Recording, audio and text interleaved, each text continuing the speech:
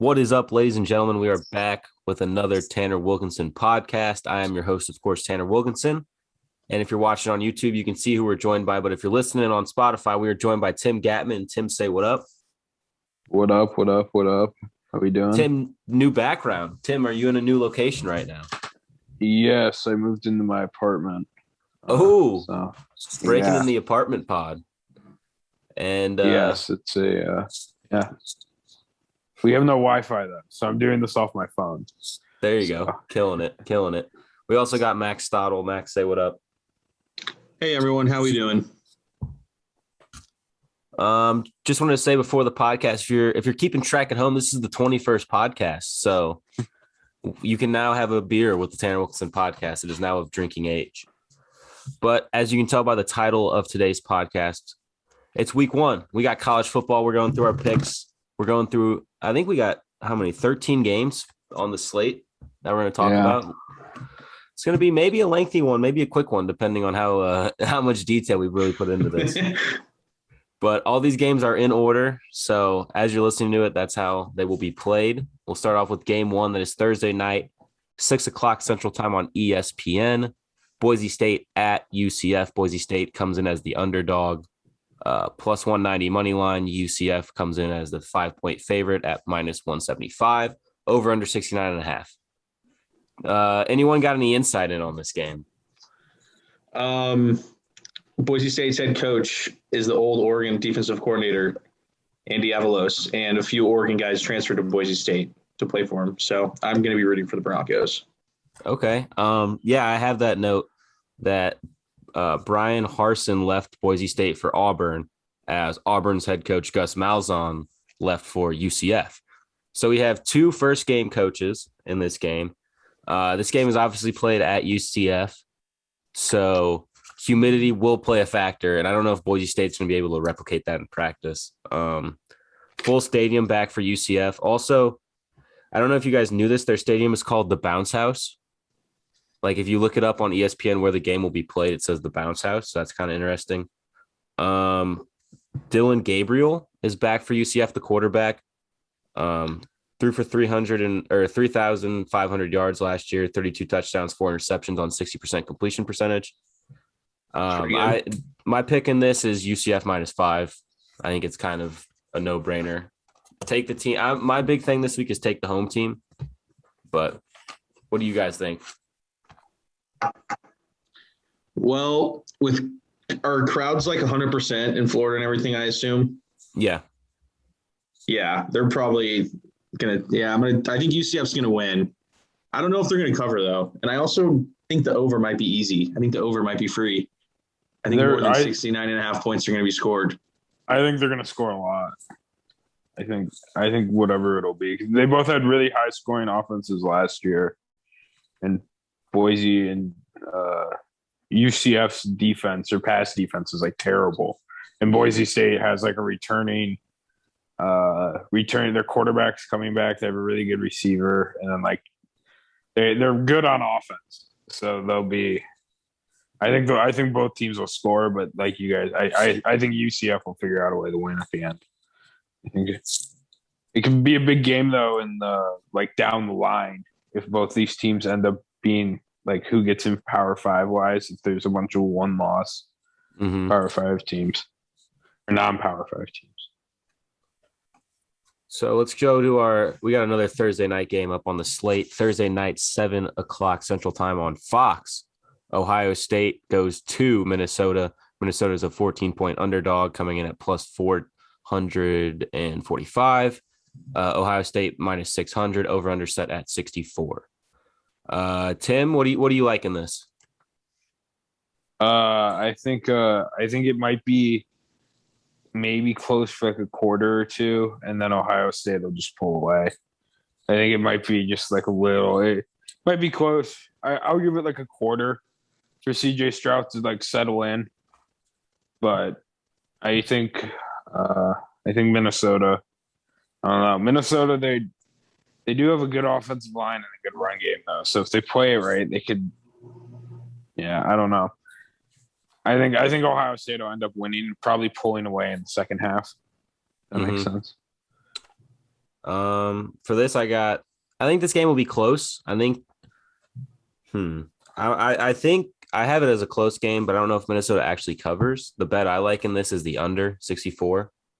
Kind of the full crowd, first year QB going up against a 3-year starter in Tanner Morgan at Minnesota.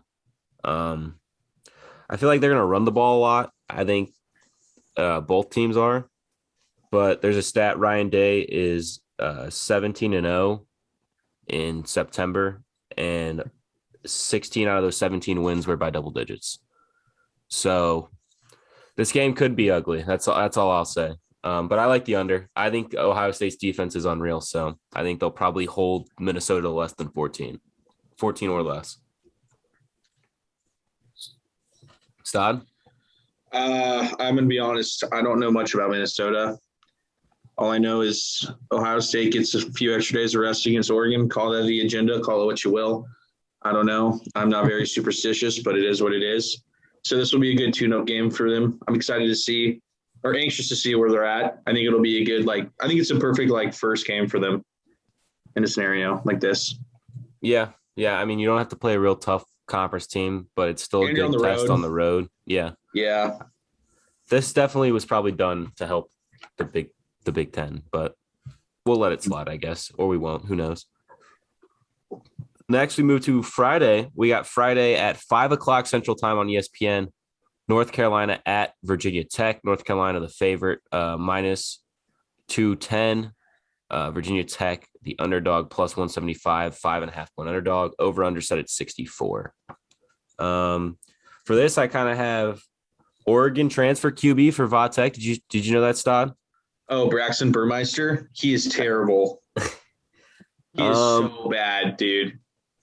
Yeah, I mean, for Virginia. Yeah. Virginia Braxton Tech Burmeister is trash. Virginia Tech has a new quarterback, a new running back, but they do have their top 3 pass catchers back. North Carolina has 2 new running backs and a new wide receiver core, so it'll be interesting to see how they do. I mean, their running back situation right now, last year they had 2 1,000-yard rushers, and this year they have Tennessee's number 2 running back and a true freshman. So, I mean, I know they've been starting to recruit well, but I don't know who this guy. I don't know. They do have an experienced O-line, but that being said, I think they win. But I like Virginia Tech to cover the points. I like Virginia Tech plus 5.5 in this. I'm on the opposite side of the fence. I think North Carolina is going to win by 2 touchdowns. I'm sorry, if Braxton Burmeister, what I know is what I've seen is how he's going to play. I think North Carolina kills him, but I don't know. It might be a good game. I think crowds being back is going to take a lot of things out of people's hands. I don't know if the Illinois Nebraska game probably should have been that close, but I think just having crowds back. That's true. Tim, what do you think for this game? I like North Carolina. I think they'll win. I do think Virginia Tech will cover. I think it's going to be a decently close game. It'll be interesting to see North Carolina without they've lost, like you were saying, the running backs, and then they lost their a receiver. It was really good for them. So I think it'll be interesting to see them with their RPO offense and Sam Howell, how he does in the senior year. Yeah, and I really like this game on a Friday. I like how they kind of balanced out the whole Thursday, Friday, Saturday, and they have games Sunday, Monday too, which is kind of crazy. Yeah. We jump to Saturday, 11 a.m. Central Time on Fox. Penn State at Wisconsin. Penn State comes in at the underdog plus 185. Wisconsin the favorite minus 225, 5.5 point favorite. Over under set at 50. Tim, you're in Big Ten country right now, so why don't you start this one off? I like Wisconsin. Camp Randall and Madison's a pretty tough place, and it's going to be rowdy, I'm sure. There'll definitely be a hostile crowd for Penn State. Wisconsin will do what they do when they just run the ball and play good defense, I bet, and I think they'll win. They got I can't remember who their quarterback's name is, but he played really well at the beginning of last year, and then got hurt or got COVID, maybe, I don't know, something. So it'll be interesting to see how they do. Or I think they'll win though, partially because I think Penn State. I think the crowd will play a factor, like you were saying. Penn State starts a new offensive coordinator this season. Look for a heavy dose of run plays, I think, from both teams. But like Tim said, I have a note. Camp Randall will definitely be jumping for week 1. It will be filled to as much as they have it filled, if not all the way. Like I said, hard to bet against the home team when it comes to that. Wisconsin wins, I think, probably backdoor cover at the end. I think it might be like they kick a field goal to put them up 7 when they're up 4. So something like that. Stott, what do you think? Yeah, I think the under is going to hit. I could see this game being like 24-10. I like the under in this as well. That's actually might be my bet. I think the under is going to hit in this game, and I think Wisconsin also is going to cover. I can see this being like 17-6, something super gritty. Oh yeah, nothing better than a gritty Big Ten game service on week 1 on week 1 on the 11 AA game.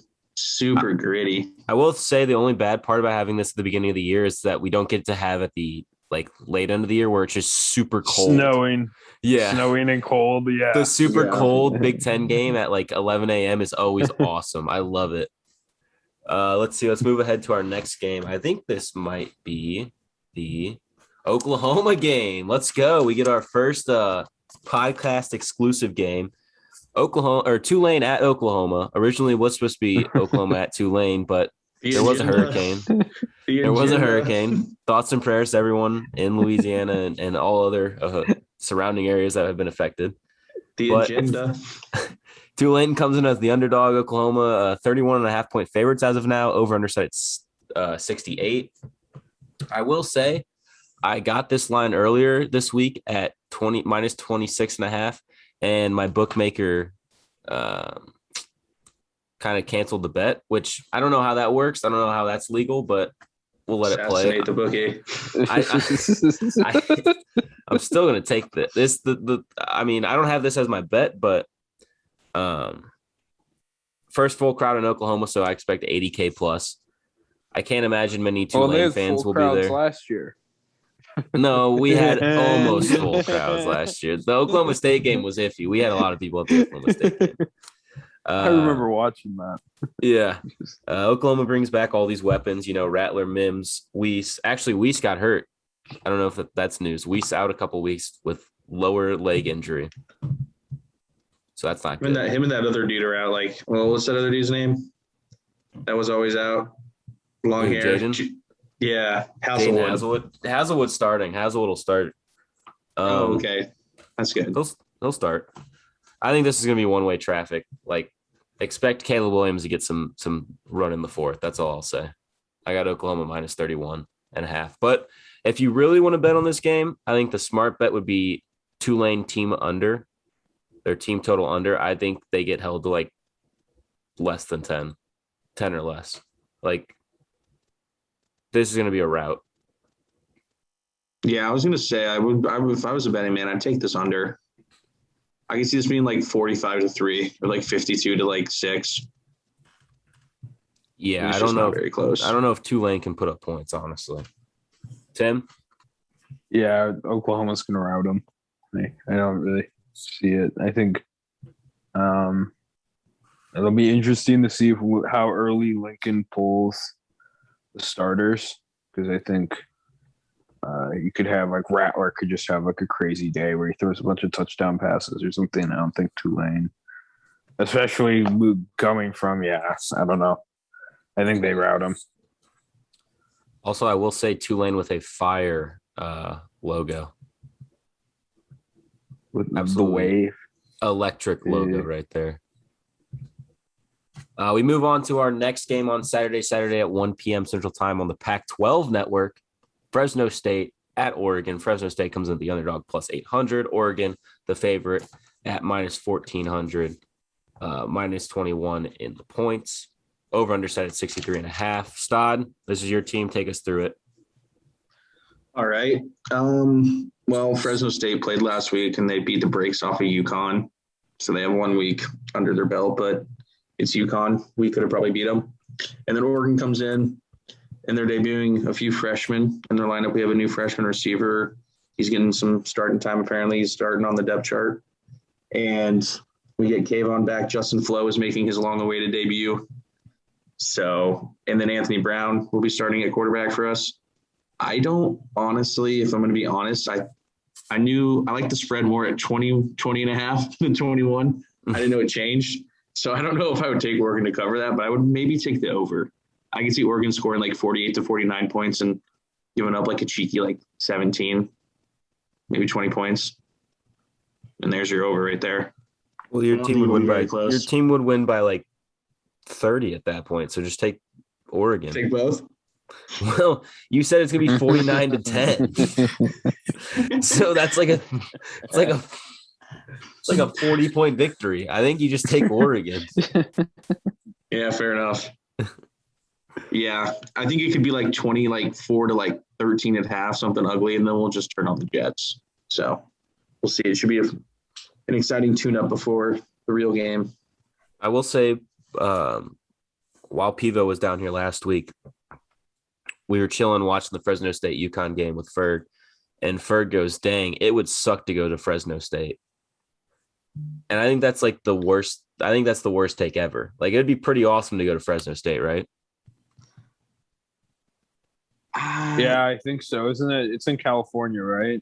I don't know where though. Where's Fresno? Yeah. Also, the Cavender twins do go there though. Yeah, exactly. You got to think with your brain. Think with your brain. Yeah. Tim, are you looking up where it is? Yeah.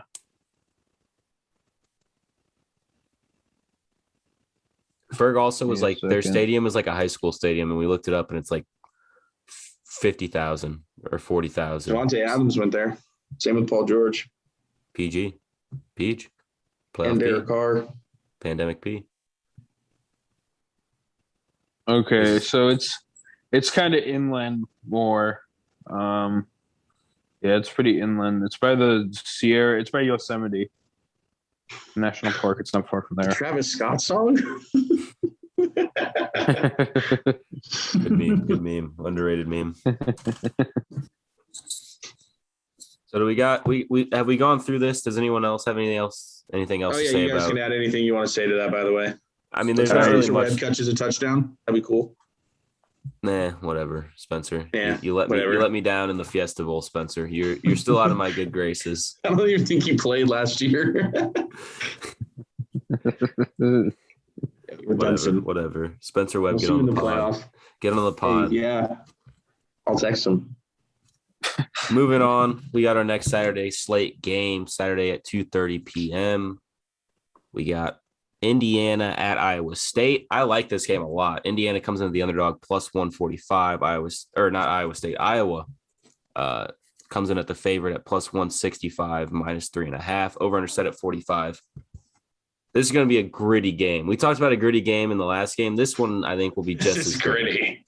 This is freaking gritty on a platter. Well, when you look at Iowa will always have a quarterback that's going to pass for like 2,500 yards, 16 touchdowns, and 8 picks. And he's never going to win you a game, but he will never lose you a game. So it's like, it's going to be gritty no matter what game he gets in.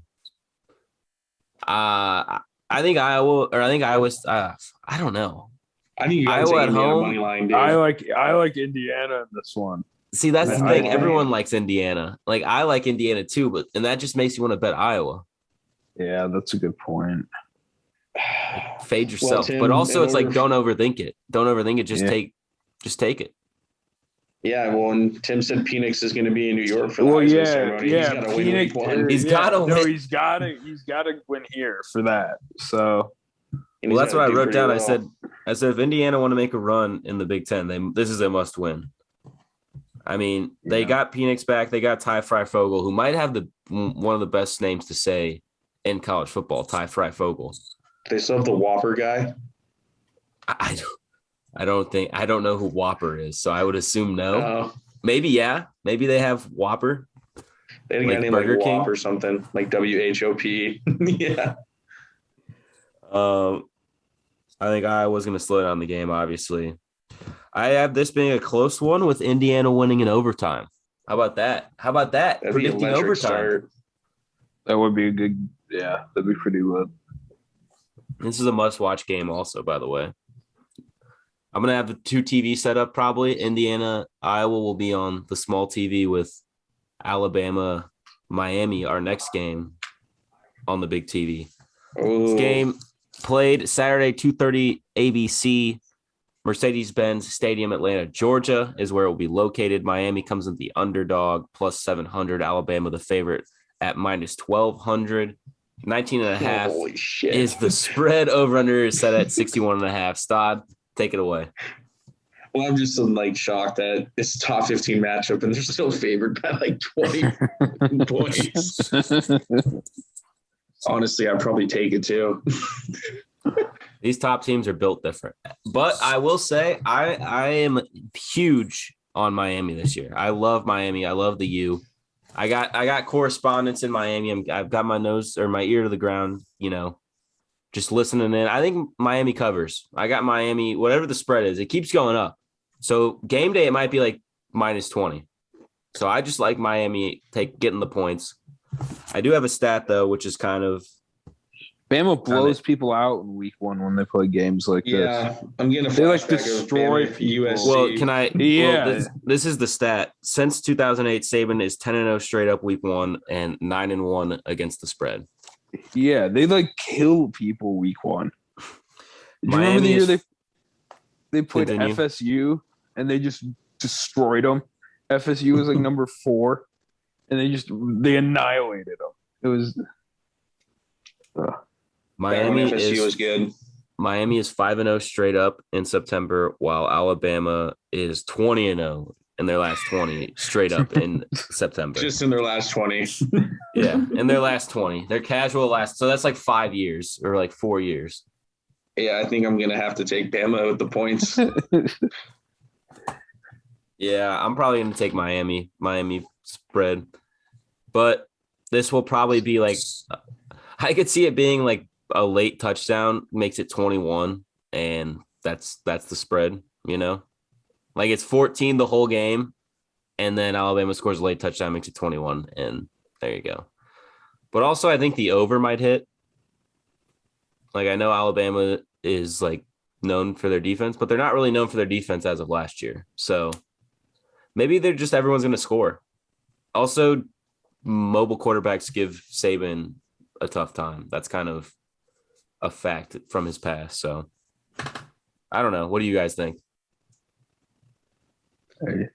I think Bryce Young might have a little early first couple drive. I think The Yips. I think it'll be interesting to see how fast he gets comfortable.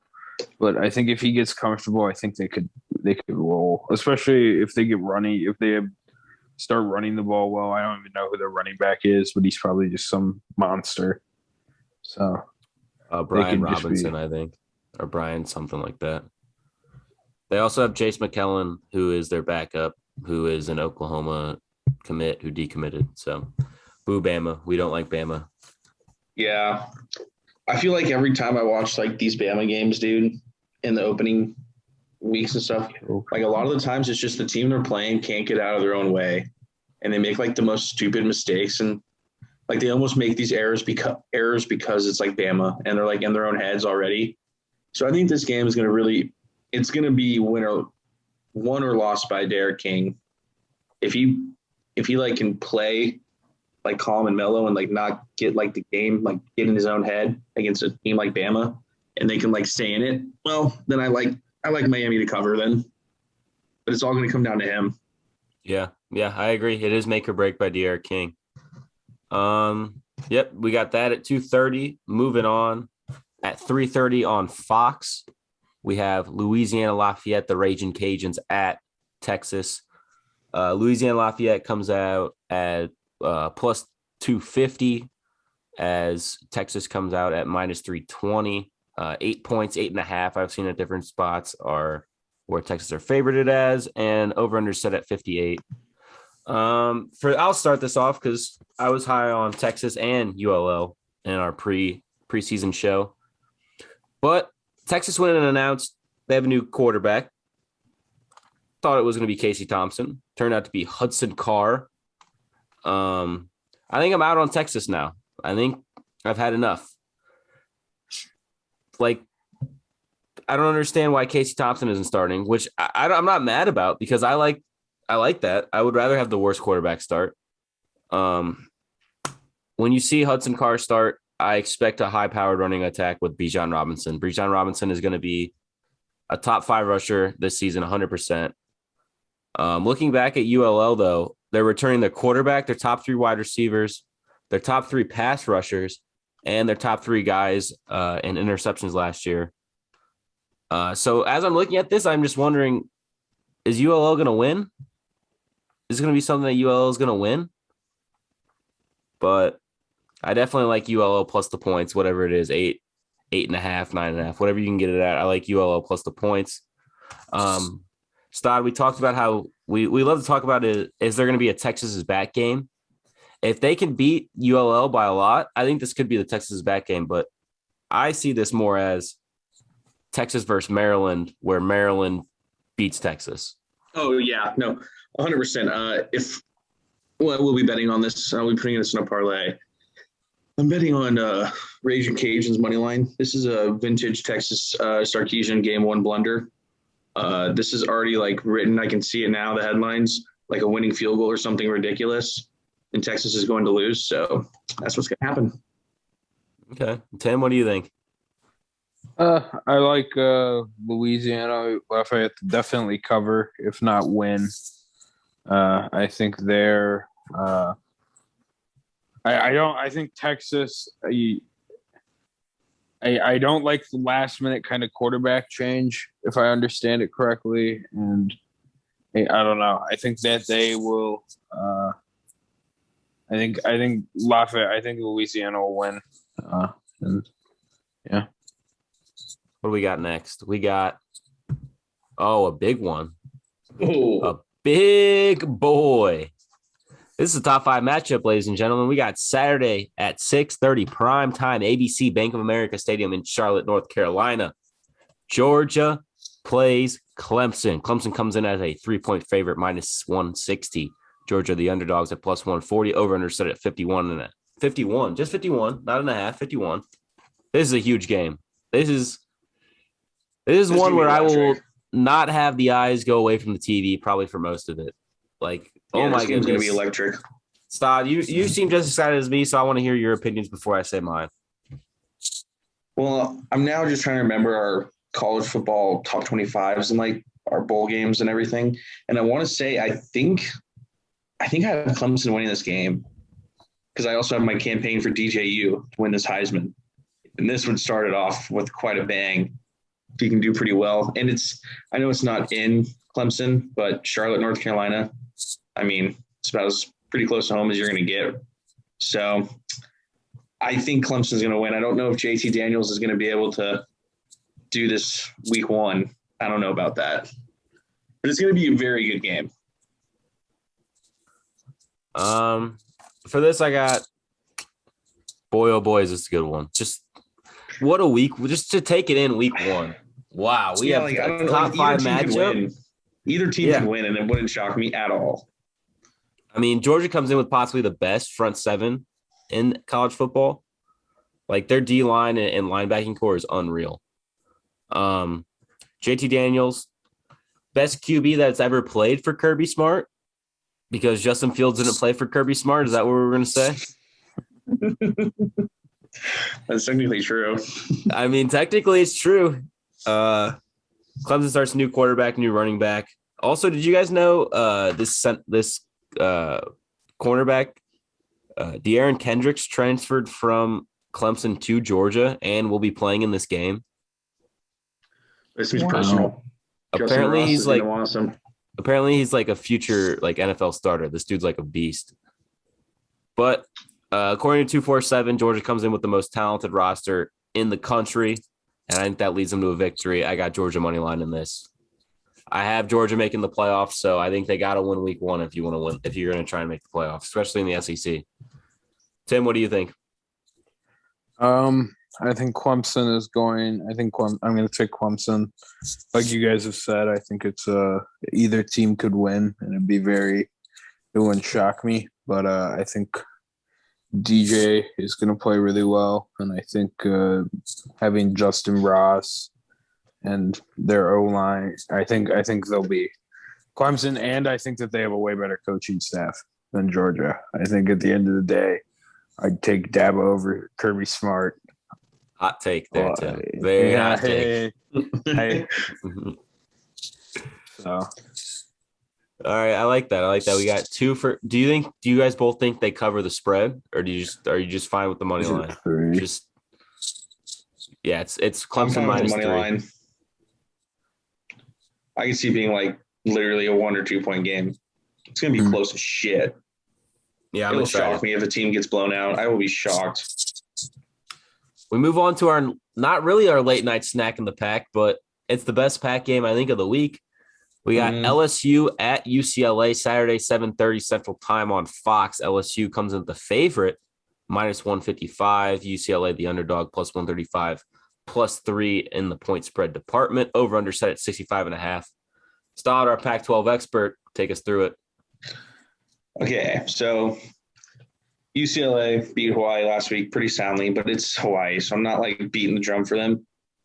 But the thing is, LSU has a ton of question marks this year. And if UCLA can maybe fill up a bit more of the Rose Bowl this week with some fans. More than zero fans would be an improvement.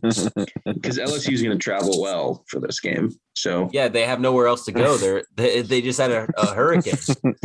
They're literally on the road. They're probably just went straight to UCLA. The fans are just traveling with the team from stadium to stadium. They're in Houston. Or Dallas, wherever they were, just practicing with the team, practicing their cheering.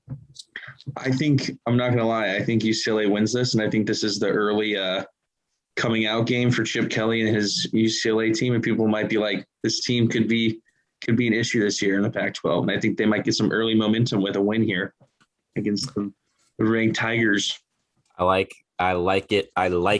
I got Miles Brennan QB for LSU out.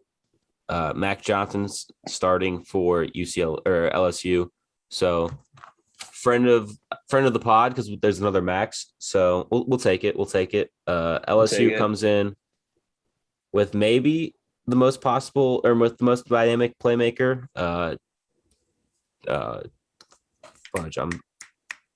What's his name? Derek Stingley Jr. Yeah, Derek Stingley Jr. He'll be returning punts. He'll be playing cornerback, and I've heard he's going to be playing wideout this year, wearing the number 7. So this could be sick if he plays 3 ways. UCLA. I said they ran it down Hawaii's throat. I expect a little more from DTR last week. He looked kind of day late, dollar short out there. Yeah, that guy that was going off for UCLA was the Michigan transfer. Mm-hmm. So I think they were just kind of riding the hot hand at that point. And they were like, whatever, it's Hawaii. But they also probably didn't want to show their whole playbook either. Oh, yeah. I am with you. I got UCLA to win this game outright. I also don't really like SEC teams going west. A couple years ago, you had UCLA playing Texas A&M, and UCLA came back and won that game. So I don't like SEC teams going west. Josh Rosen. Yeah, that was the Josh Rosen game. I think we're moving on to our last game. Tim, did you want to say anything about this? I don't know if you said anything. Nah, I think UCLA will probably win. But yeah, you guys cover it pretty well. I don't really have a lot. Yeah, no. I think that's a good pick. I think the underdog parlay is going to be looking juicy this weekend, boys. Home teams. I like a lot of home teams this week. And the trend, I think the trend continues here. Saturday at 6:30 Central Time, we got on ABC Sunday. Notre Dame. Sunday 6:30 Central Standard Time. Baby. ABC Notre Dame at Florida State. Notre Dame comes in at the favorite as minus 300. Florida State, the underdog, plus 250, 7.5 points. Over under set at 55.5. Tim, this is your team. This is a big game. This is the marquee Sunday game. Take us through it. Notre Dame should win, but like they'll figure out a way to screw it up and make it. It'll be really close for most of the game, and they might pull away at the end. As long as they can run the ball, I'm confident that they'll do well. But I am a little nervous if we have to start throwing, if we're forced to become one-dimensional. I think our defense will be good though, so that'll be fun. I think they'll keep us in games like this, at least. Yeah, I mean, for my game notes in this, I have: is this the Florida State is back season? No. However, I think it is a step in the right direction. They have two quarterbacks. They haven't announced. I don't think they've announced yet who is going to start between Mackenzie Milton and Jordan Travis. I thought it was Milton, but they said Milton's going to start. I don't know. I assumed it would be Milton, but who knows? I don't think they've announced I haven't heard yet. It's still, but I like that because you're making Notre Dame have to prepare for two different quarterbacks. Yeah, very true. They, it wasn't. Milton's the one from UCF, right? The guy who knee. His leg blew up. I got Florida State has experienced pass catchers back. Notre Dame, I think Notre Dame's going to do Notre Dame things. They're going to tote the rock behind the big O line. But Notre Dame ultimately wins this. But I do think Florida State covers. I think 7.5 is too many points. I see this more as being 7. I can very easily see it being a touchdown. I think it's a 3 or 4 point game, honestly. Where I think Florida State makes it close at the end. I think Notre Dame could be up 10 and Florida State scores a touchdown with like 2.5 minutes left. Home teams, I'm saying home teams are going to make this dangerous. Stod, what do you think? The Seminole chant. Well, Notre Dame has Kyle Hamilton, and he's pretty sick. So I like them to win, but I don't like your quarterback, Tim. I don't think he's very good. Neither do I. I don't like him either. It's Jack Cohen, right? Yeah. It's Jack Cohen, right? Yeah, he didn't impress me in that Rose Bowl against Oregon, so I don't really like him. But I think he was hurt. Florida State sucks. Stod, what do you like? I think Florida State's very good. You like Notre Dame? I got Notre Dame to win, and I don't know if I do like the points though. I think it's going to be like a touchdown or an 8-point game. That's a toss-up. Vegas knows. Wow, Stod, excellent take. How you think it's going to be 7 or 8 points as the line is put at 7.5? Good call there, Stod. You're a real genius. I like the under though. I like the under. Really? Okay. I'll take the under. Yeah. We'll move on to something a little less serious, or maybe more serious, depending on your look at it. Moving on to a story that developed last week. Bishop Sycamore. Wow. Some of the notes I'll just read through, give you guys at home if you don't know about this, a little information on it. Bishop Sycamore played IMG Academy on ESPN last weekend. They told ESPN they had multiple Division I players. For some reason, ESPN never asked for the players or looked up the players because no one on Max Preps or 247 was on it. They had no really school website. Bishop Sycamore was not listed as a charter school in Ohio. It is, with air quotes, an online school, and its address is just a P.O. box. No actual address, just a P.O. box to send mail to. They started a GoFundMe with a goal of $20,000. They made $140. They played 2 days before this game on ESPN. They fired their head coach after the game, which doesn't really make sense because the head coach kind of ran the whole thing. So I don't know how he got fired. But well, probably Ray Johnson is the head coach, has an active warrant out for his arrest in Ohio. So apparently he didn't pay a hotel like $100,000 for like housing and stuff. Holy shit. So also Duncanville and DeMatha High both canceled their games with Bishop Sycamore. If you're those schools, how do you not know this is a fake? How do you not look up the school If you're if you're ESPN, how would you not know that? You're like journalists. ESPN sucks. That's so lazy. Anything. ESPN's a joke. IMG played them last year too. Like IMG, this is the second time IMG's played them. Like there's zero way you can tell me that they don't know this is a fake team. Like there's no way. Well, I mean, I have a couple questions. Question one, who are these coaches? Also, who are these players? That's my next note. Are these kids or grown-ass men on this Bishop Sycamore team? Because I've heard they're JUCO dropouts. I heard a thing that it said every player on the roster was in the ages of 20 and 30. What? That's what I heard. And then did you see the video of them sharing helmets? Yeah. That wasn't in the IMG game, but that was the game before. But yeah, I did see that.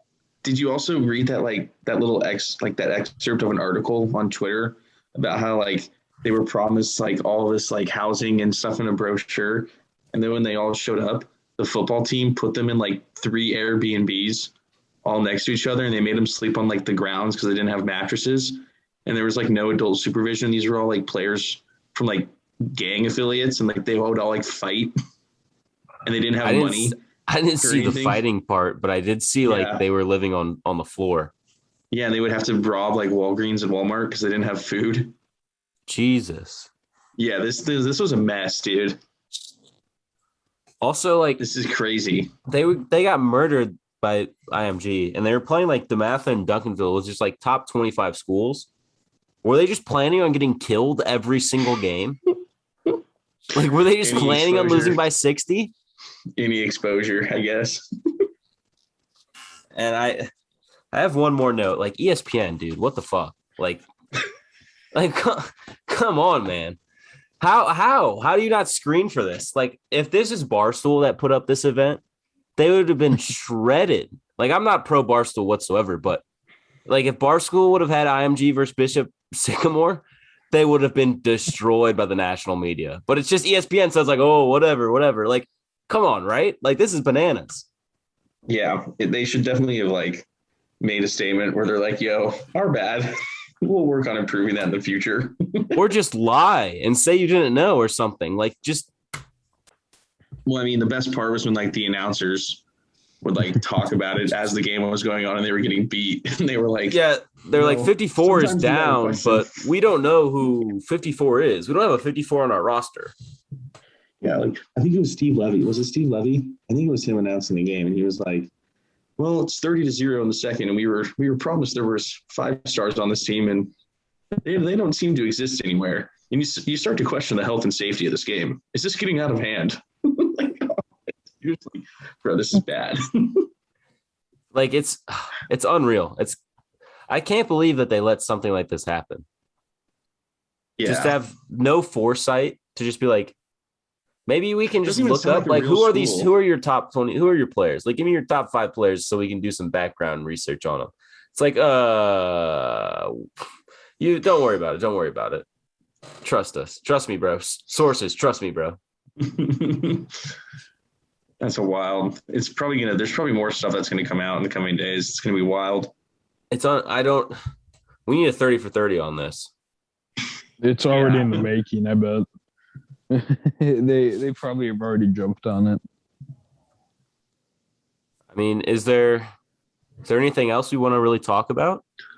I think we covered it all, man. I think we had a good little outing for tonight. College football preview and some Bishop Sycamore talk. That's about as good as you can get. I'm going to be releasing my top 10 picks of the week. I don't know. I can get your guys' top 10 picks as well, but if you want that posted on the Instagram, but head over to the Instagram once you see this posted. Look at our top 10 picks for this weekend. But yeah, thank you guys for listening. We got the YouTube up. You can now watch. We had a nice little slideshow presentation. You could see our beautiful faces some of the time, if not most of the time. Head over there, look at that. Like we got resources now, boys. We're kind of big time.